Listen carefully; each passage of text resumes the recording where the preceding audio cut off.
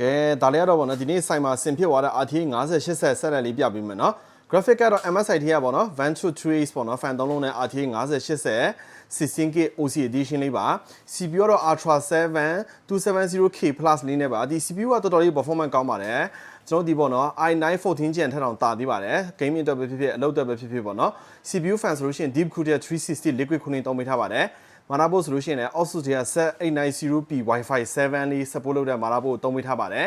ပြီးလို့ရှိရင်power supply ကတော့ကျွန်တော် Corsair ထဲက 1000W 80+ Go ကိုသုံးပေးထားပါတယ် RAM တော့ customer သူ့ဘော G scale ယူလာတဲ့ဟာပါ storage solution နဲ့ customer laser တွေကပေါ့နော် speed 9400နဲ့ဟာကို2 2 2ချောင်း customer ကိုယ်တိုင်ယူလာတဲ့ဟာလေးပါကျွန်တော်စီမှာဗျာကျွန်တော်စီက full set ဝယ်မှလည်းမဟုတ်ဘူးကျွန်တော်စင်ထားတဲ့ set ကိုကြိုက်တယ်လို့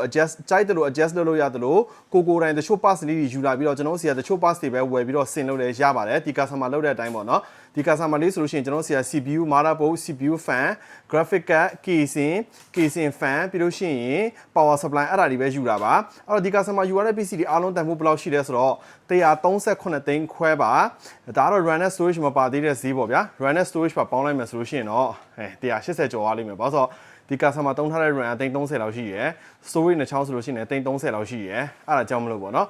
PC အားလုံးကတော့အသစ်ဖြစ်ပြီးတော့3နှစ်အမခံအပြီးရရှိမှာဖြစ်ပါတယ်ကျွန်တော် TTN Gaming PC ကတော့ second pass အဟောင်း pass တွေလုံးဝမသုံးပါဘူးကျွန်တော်သုံးလို့များ pass ကတော့အသစ်ဖြစ်ပြီးတော့3နှစ်အမခံရရှိမှာဖြစ်ပါတယ်138သိန်း5000ကတော့ကျွန်တော်ဒီ RAM မပါ storage မပါပါကျန်တဲ့ဟာအကုန်ပါပြီအခုဗီဒီယိုထဲမှာမြင်နေရတဲ့အတိုင်းပေါ့ဗျာ casing တွေရော fan တွေရော casing ကလည်းလင်လီ casing ပါ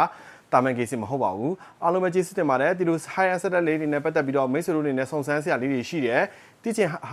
တဲ့အရာလေးတွေရှိရဆိုလို့ရှိရင်လည်းကျွန်တော် TTN Gaming PC ကိုဒါ highlight ပါเนาะအားလုံးပဲကျေးဇူးတင်ပါတယ်နောက်ဗီဒီယိုမှာပြန်တွေ့ကြရအောင်เนาะ